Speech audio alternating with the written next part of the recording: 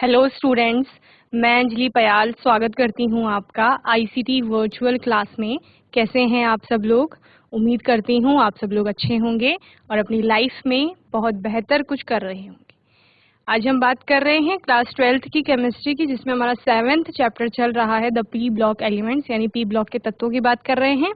और यहाँ पर ग्रुप 15 में हम लोग अलग अलग यौगिक देख रहे थे ग्रुप 15 से बने हुए तत्वों से। तो ग्रुप 15 के तत्वों में नाइट्रोजन की बात की थी, उसके यौगिकों की बात की थी, और फिर जैसे उसमें आपने अमोनिया देखा था, डाई नाइट्रोजन देखा था, और ऑक्साइड्स की बात की थी। नाइट्रोजन के जो ऑक्साइड होते हैं उनको हमने सेशन में पढ़ा था और लास्ट सेशन में कुछ क्वेश्चन आंसर्स देखे थे। आज के सेशन में हम नाइट्रोजन के एसिड की बात करेंगे और उनको पढ़ेंगे। ठीक है, आइए चलते हैं स्मार्ट बोर्ड की ओर। तो बच्चों, नाइट्रोजन के अलग अलग एसिड हम लोग देखते हैं, जिनमें कि आपका हाइपो नाइट्रस एसिड होता है, नाइट्रस एसिड होता है एंड नाइट्रिक एसिड होता है। ठीक है, चलिए लिखिए एसिड्स ऑफ नाइट्रोजन।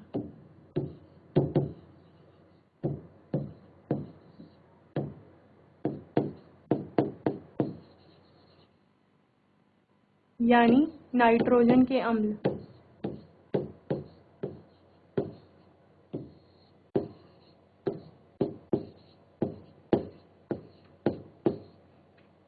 तो क्या क्या कहा बनने नाइट्रोजन के अम्लों में? कौन कौन सा? हाइपो नाइट्रस अम्ल,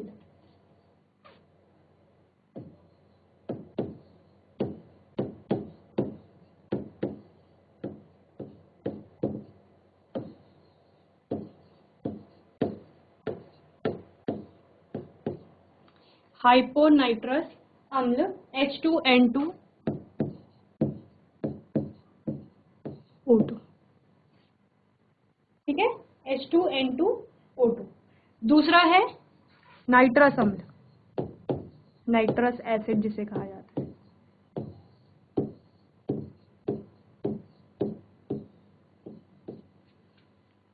यानी HNO2। तीसरा है आपका नाइट्रिक अम्ल या नाइट्रिक एसिड जिसे आप कहते हैं।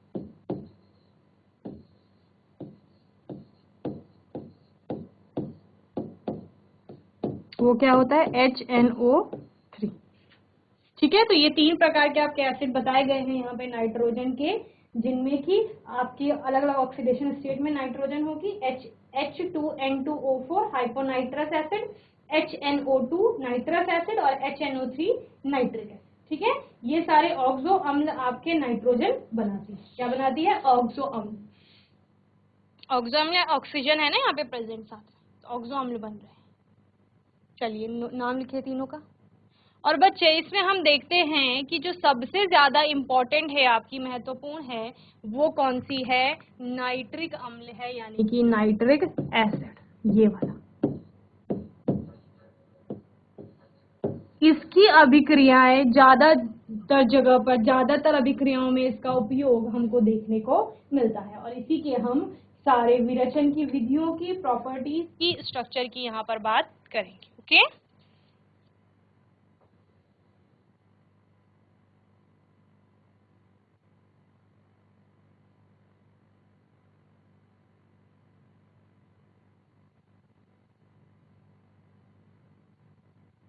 चलिए तो पढ़ते हैं नाइट्रिक एसिड को। नाइट्रिक एसिड HNO3, हेडिंग डालिए नाइट्रिक एसिड। तो नाइट्रिक एसिड में आपको क्या दिखता है? एक नाइट्रोजन है जो कि हाइड्रोजन और आपके 3 ऑक्सीजन के साथ जुड़ा हुआ है। ओके, ये क्या हो गया आपका? HNO3। तो क्या कहा मैंने? नाइट्रोजन है, ये नाइट्रोजन आप किसके साथ जुड़ रहा है? ऑक्सीजन के साथ जुड़ रहा है। कितने ऑक्सीजन के साथ? 3 ऑक्सीजन के साथ। और यहां पर आपका क्या है? हाइड्रोजन भी है। इस प्रकार से आपका क्या फॉर्म हो रहा है? HNO3 का मॉलिक्यूल। तो इस HNO3 में हमें सबसे पहले इसकी विरचन की विधियां देखनी है। विरचन की विधियां यानी कि आपका जो मेथड ऑफ प्रिपरेशन होगा। ठीक है, प्रिपरेशन यानी विरचन। विरचन क्या कहता है कि बनाया किस प्रकार जाएगा HNO3 को, या कहाँ कहाँ पर कौन कौन सी अभिक्रियाओं में ये बनता है। सबसे पहले है it is prepared in the laboratory by heating NaNO3 और KNO3 एंड कंसंट्रेट H2SO4। क्या कहा जा रहा है, लेबोरेटरी में, प्रयोगशाला में किस प्रकार बन रहा है, NaNO3 सोडियम नाइट्रेट या पोटेशियम नाइट्रेट का कंसंट्रेट H2SO4 के साथ अभिक्रिया कराई जा रही है, हीट कराया जा रहा है, तब आपका HNO3 वहां पर प्रोड्यूस हो रहा है। ठीक है, चलिए अभिक्रिया देखिए इसकी। NaNO3 में H2SO4 ऐड किया जा रहा है और H2SO4 ऐड करने के बाद उसको हीट किया जा रहा है यहाँ पर, और क्या बन रहा है आपका NaHSO4 यानी कि आपका sodium hydrogen sulphate plus HNO3, और यही HNO3 तो बनाना था, ठीक है, नाइट्रिक एसिड। तो पहली रिएक्शन हो गई, कौन सी रिएक्शन, प्रयोगशाला वाली। ठीक है, तो प्रयोगशाला में किस प्रकार बनती है आपकी, चलिए लिखिए, प्रयोगशाला में नाइट्रिक अम्ल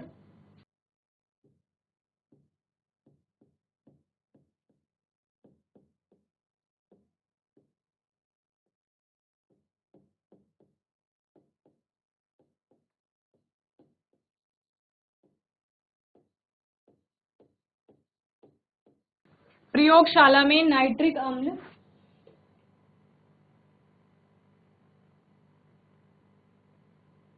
को सांद्र H2SO4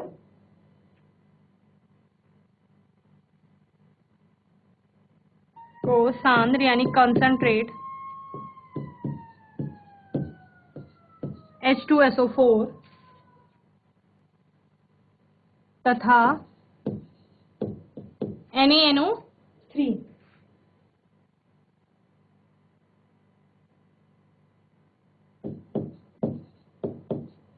अथवा KNO3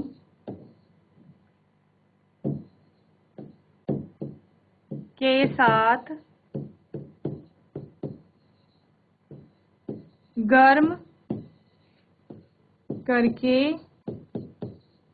प्राप्त किया जाता है।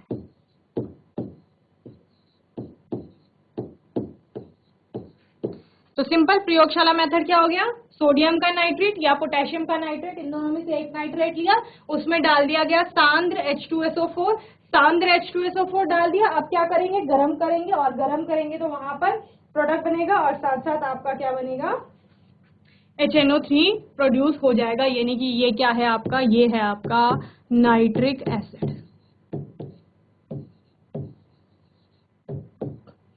ओके, चलिए नोट करिए जल्दी से।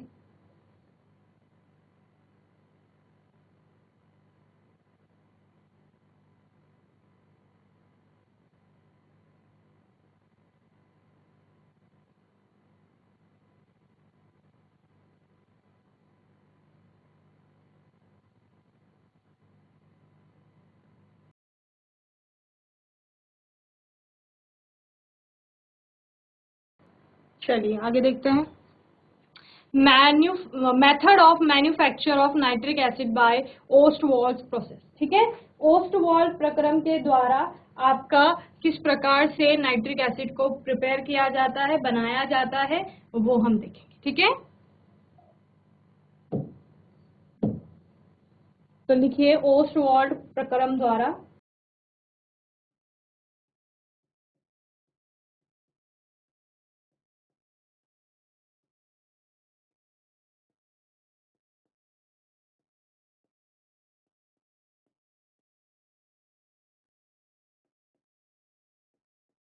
नाइट्रिक अम्ल को बनाने की विधि।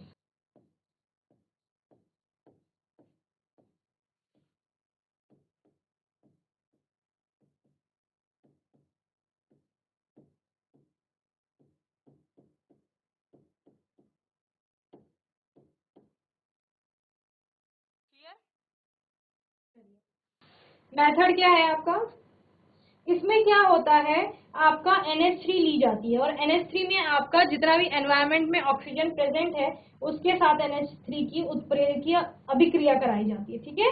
यानी कि आपका कैटालिटिक ऑक्सीडेशन होता है वहां पे। ऑक्सीडेशन का मतलब ऑक्सीजन जुड़ेगी और कैटालिटिक का मतलब क्या है कि उत्प्रेरकीय का मतलब क्या होता है, उत्प्रेरक होगा, वहां पर कोई कैटलिस्ट यूज हो रहा होगा जिसकी प्रेजेंस में ऑक्सीडेशन हो रही, ठीक है।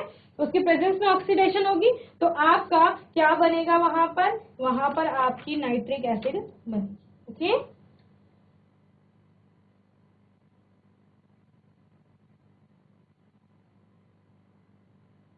चलिए, step 1, catalytic oxidation of NH3 by O और एयर। क्या कहा जा रहा है, उत्प्रेरकीय उत्प्रेरकीय ऑक्सीकरण हो रहा है,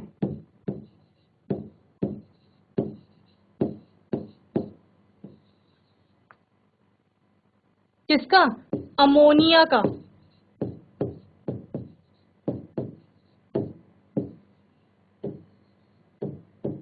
अमोनिया का उत्प्रेरकीय ऑक्सीकरण होता है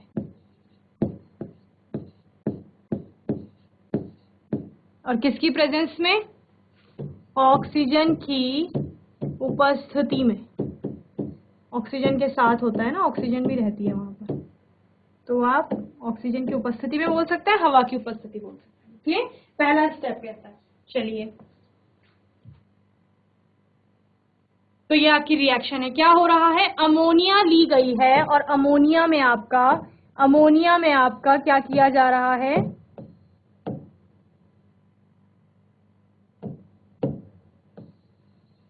O2 5O2 ऑक्सीजन गैस और अमोनिया की अभिक्रिया हो रही है, उत्प्रेरकीय।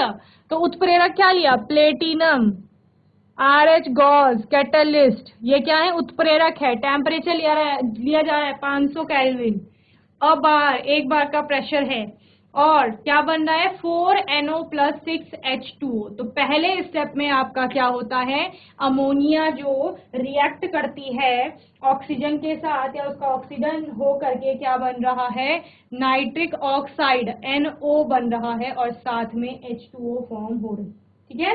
और दोनों ही यहाँ पर आपको क्या दिख रहे हैं, गैसियस स्टेट में बन रहे हैं, क्लियर है। चलिए जल्दी से नोट करिए।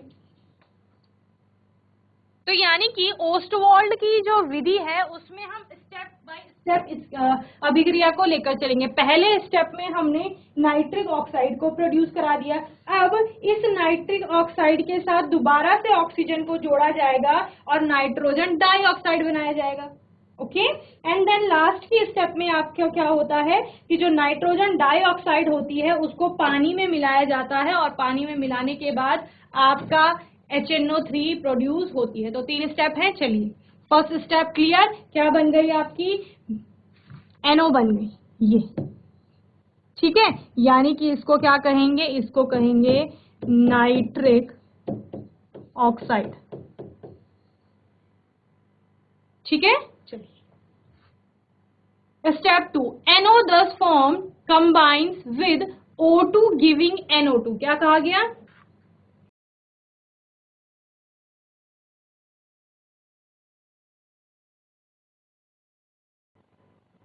चलिए, तो क्या बन रहा है आपका, नाइट्रिक ऑक्साइड को हमने फिर से क्या किया, ऑक्सीजन के साथ संयोग करवाया और क्या बन गया आपका, NO2 नाइट्रोजन डाइऑक्साइड बन गया। जल्दी से नोट करिए अभिक्रिया।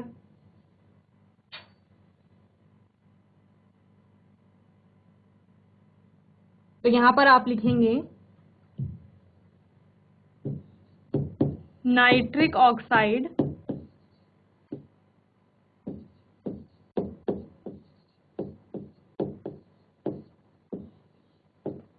O2 के साथ, ऑक्सीजन के साथ संयोग करके नाइट्रोजन डाइऑक्साइड देती है।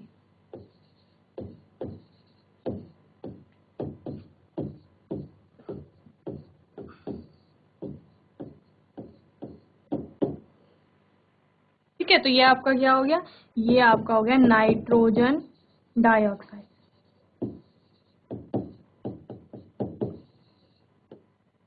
क्वेश्चन आपका 1 मार्क्स में पूछ लेते हैं कि ऑस्टवॉल्ड का प्रक्रम लिखे, तब क्या बताएंगे? बताएंगे कि ऑस्टवॉल्ड प्रक्रम जो है वो आपका HNO3 को बनाने के लिए, ठीक है। और ये अभिक्रिया आपके अलग अलग स्टेप में चलती है, जहां पर कि ऑक्सीजन जुड़ती है आपकी सबसे पहले NH3 के साथ और NO बनता है, फिर NO के साथ ऑक्सीजन जुड़ करके NO2 बनती है, देन हम NO2 में जल मिला करके HNO3 को प्राप्त करते हैं, ठीक है।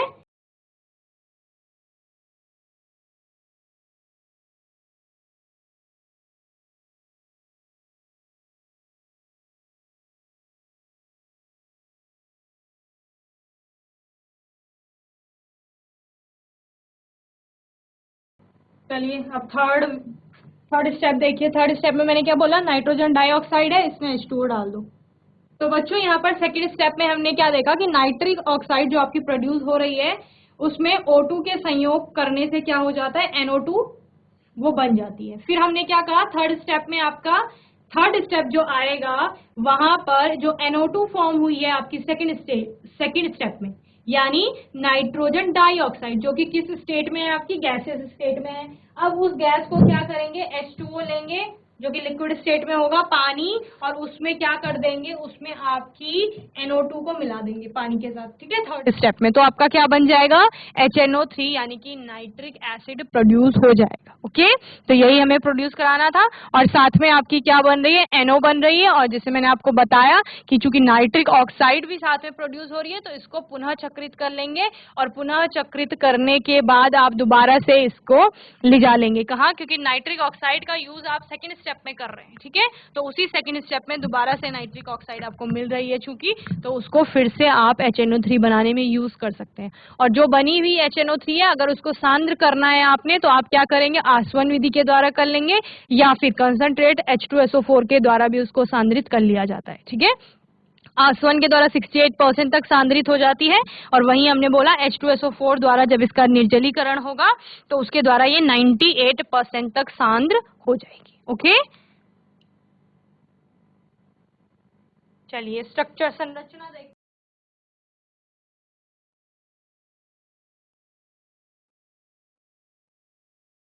तो संरचना में आपको क्या दिख रहा है? नाइट्रोजन 3 ऑक्सीजन के साथ जुड़ा हुआ है और एक हाइड्रोजन जो है वो ऑक्सीजन के साथ जुड़ रही है, ठीक है। नाइट्रोजन और ऑक्सीजन के बीच बनने वाले बॉन्ड एंगल की बात करें तो 130 डिग्री का बन रहा है। वहीं ऑक्सीजन, हाइड्रोजन और जो ऑक्सीजन और हाइड्रोजन और नाइट्रोजन तीनों के बीच बन रहा है वो कितना है? आपका 102 डिग्री का है, ठीक है। बॉन्ड एंगल की बात करेंगे, नाइट्रोजन और ऑक्सीजन के साथ जो बॉन्ड एंगल बन रहा है वो बॉन्ड लेंथ वो 121 pm है। वहीं जो आपका दूसरा ऑक्सीजन नाइट्रोजन के साथ जुड़ा है उसकी कितनी है? 140.6 पिकोमीटर है, ठीक है। और ऑक्सीजन और हाइड्रोजन की बॉन्ड लेंथ कितनी है? 96 pm। क्लियर? चलिए स्ट्रक्चर बनाइए जल्दी।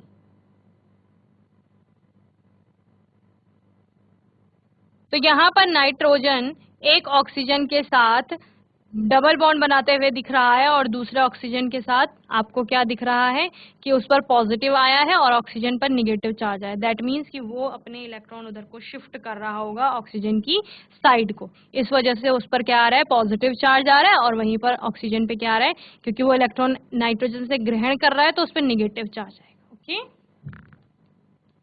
तो आप क्या दिखाते हैं? नाइट्रोजन है, ये डबल बॉन्ड से ऑक्सीजन से जुड़ा हुआ है, सिंगल बॉन्ड से ऑक्सीजन से जुड़ा हुआ है, ये ऑक्सीजन सिंगल बॉन्ड से H से जुड़ा हुआ है। यहाँ तक तो ठीक था। अभी एक और ऑक्सीजन है चूंकि, तो ये अपने 2 इलेक्ट्रॉन इधर को शिफ्ट करके इस प्रकार से, तो आपका इस पर पॉजिटिव आ जाता है, इस पर निगेटिव आ जाता है। Clear?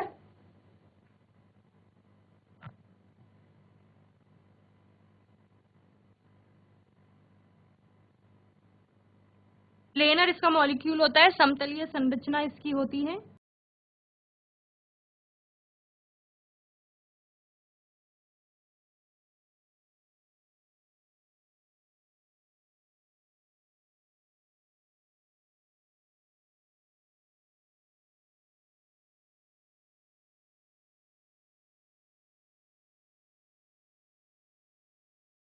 In the gaseous state, HNO3 exists as a planar molecule. Gaseous state में, जब वो गैसीय अवस्था में है तो वो किस फॉर्म में एग्जिस्ट कर रहा है? प्लेनर मॉलिक्यूल की भांति, यानी समतलीय अणु एक बना रहा है, ठीक है। Nitric acid molecules contain 3 oxygen atoms, 1 nitrogen atom and 1 hydrogen atom. क्या क्या होते हैं? 3 इसमें ऑक्सीजन होते हैं, 1 नाइट्रोजन, 1 हाइड्रोजन एटम होता है. In HNO3 molecules, one of the oxygen atom is doubly bonded to the central nitrogen atom. एक तो आपका क्या होता है? डबली बॉन्डेड होता है, जो मैंने आपको बता दिया है. Another oxygen atom is singly bonded, एक सिंगली बॉन्डेड होगा of the central nitrogen atom, and the last oxygen and also singly bonded to a hydrogen atom.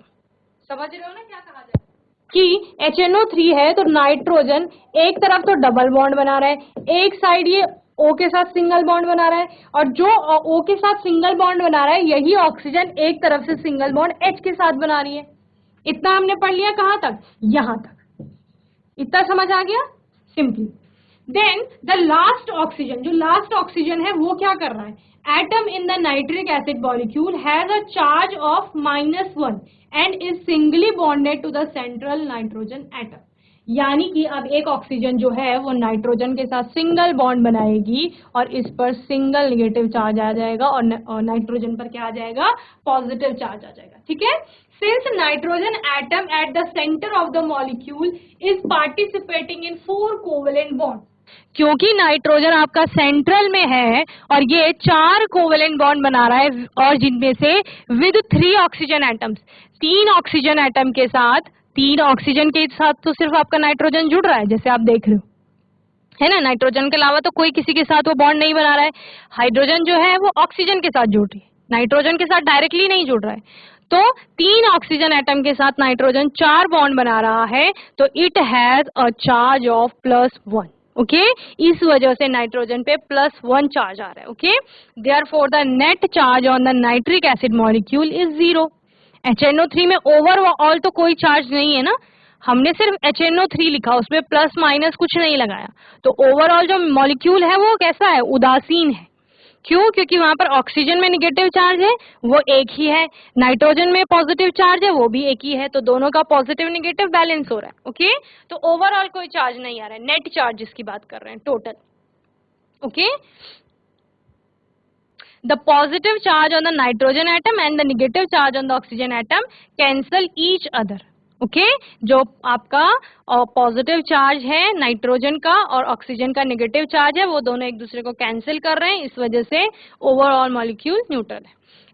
And last one is, it can be noted that the charges in these molecules can be delocalized due to resonance. और charges क्या होते हैं? delocalized होते हैं HNO3 में. ठीक है, कभी आपका इस ऑक्सीजन पे नेगेटिव आ गया, उस पे पॉजिटिव आ गया, और ये सब किसकी वजह से होता है?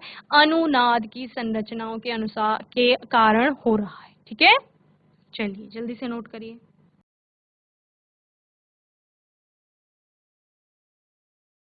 तो स्ट्रक्चर में सिंपली बताएंगे कि कितने एटम्स हैं, जो आपने बता दिए कि HNO3 में 3 ऑक्सीजन है, 1 नाइट्रोजन है, 1 ऑक्सीजन है. फिर क्या हो रहा है? सब के सब जुड़े हुए हैं. सेंट्रल आपका एलिमेंट जो है, सेंट्रल एटम जो है, केंद्रीय परमाणु, वो कौन सा है? नाइट्रोजन का है, जो कि 3 ऑक्सीजन के साथ जुड़ा हुआ है. 3 ऑक्सीजन के साथ ये 4 कोवेलेंट बॉन्ड बना रहा है, यानी कि 1 ऑक्सीजन डबली बॉन्डेड होगा. ओके, और 1 ऑक्सीजन के साथ OH जो बना रहा है ऑक्सीजन, वो H के साथ भी कोवेलेंट बॉन्डिंग कर रहा है, जबकि 1 ऑक्सीजन की बात करेंगे तो वो -1 का चार्ज बियर कर रहा है. और क्योंकि ये 4 कोवेलेंट बॉन्ड नाइट्रोजन बना रहा है 3 ऑक्सीजन के साथ, तो यहाँ पर आपके नाइट्रोजन पर एक पॉजिटिव चार्ज आ जाता है. क्योंकि पॉजिटिव और नेगेटिव चार्ज दोनों एक एक हैं, तो इसकी वजह से नेट चार्ज क्या हो रहा है? 0 हो रहा है. और जो मॉलिक्यूल के अंदर एटम्स हैं उनमें आपको डीलोकलाइजेशन दिखेगा चार्ज का, और इसकी वजह से डीलोकलाइज जो हो रहा है वो किसके कारण हो रहा है? रेजोनेंस के कारण हो रहा है. ओके,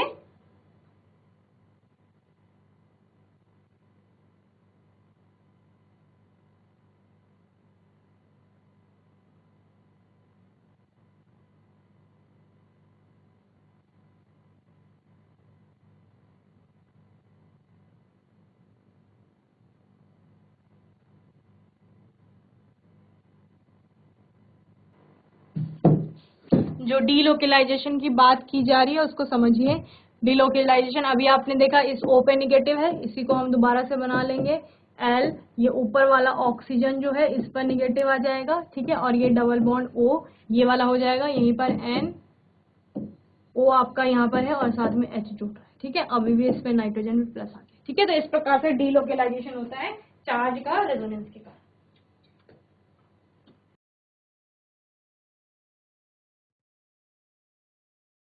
प्रॉपर्टीज की बात करेंगे, गुण धर्मों की, तो सबसे पहले आते हैं आपके फिजिकल प्रॉपर्टीज यानी कि भौतिक गुणधर्म, ठीक है।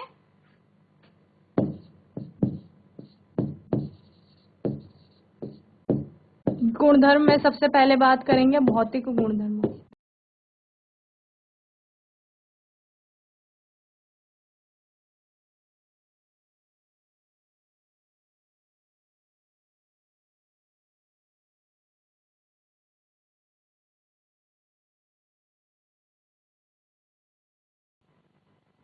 तो भौतिक गुणधर्म में सबसे पहला है pure nitric acid is a colourless liquid. ये कैसा होता है? रंगहीन होता है, ठीक है, रंगहीन द्रव होता है।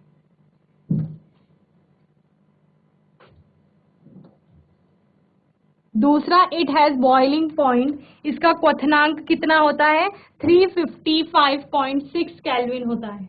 कितना? 355.6 केल्विन। एंड फ्रीजिंग पॉइंट यानी कि आपका हिमांक वो कितना होता है? 231.4 केल्विन। ओके, नेक्स्ट है laboratory grade nitric acid contains about 68% of HNO3 by mass and has a specific gravity of 1.504। Okay, तो यानी इसका जो प्रयोगशाला कोटि होती है, ठीक है, प्रयोगशाला कोटि निकालते हैं आप किसी भी केमिकल के लिए, तो उसमें नाइट्रिक अम्ल में जो HNO3 होता है उसका 68% द्रव्यमान होता है। ओके, और वहीं पर इसका जो स्पेसिफिक ग्रेविटी यानी विशिष्ट घनत्व की बात की जा रही है वो कितना है? 1.504 होता है। ओके,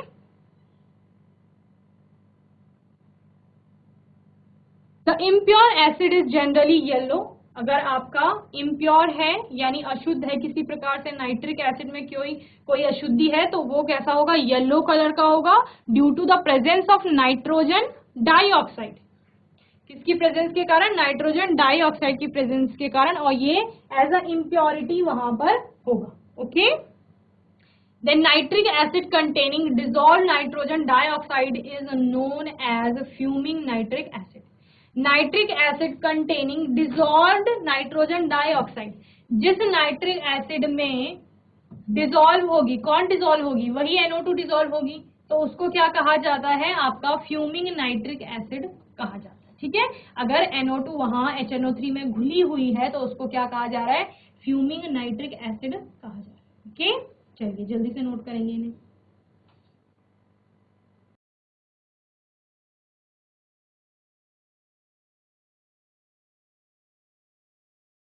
फिफ्थ है आपका it has a corrosive action on skin and produces painful blisters. तो एसिड आपको पता है नाइट्रिक एसिड बहुत ज्यादा कैसा होता है? कोरोसिव होता है, यानी कि आपके स्किन को खराब कर देगा अगर स्किन में वो आपका गिरेगा कहीं पर तो। ठीक है, चलिए जल्दी से फिजिकल प्रॉपर्टीज नोट करेंगे।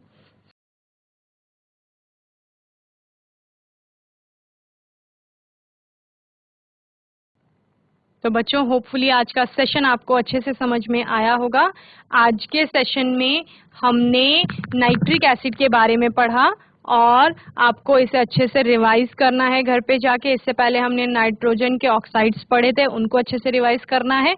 कुछ क्वेश्चन आंसर देखे हैं, उनको भी अच्छे से रिवाइज करना है। ठीक है, आने वाले सेशन में केमिकल प्रॉपर्टीज की बात करेंगे, यानी कि HNO3 किस प्रकार से अलग अलग तत्वों से, अलग अलग यौगिकों से जुड़ करके अभिक्रिया करता है, उसकी बात करेंगे। ओके, और तब तक के लिए ICT वर्चुअल क्लास से जुड़ने के लिए धन्यवाद।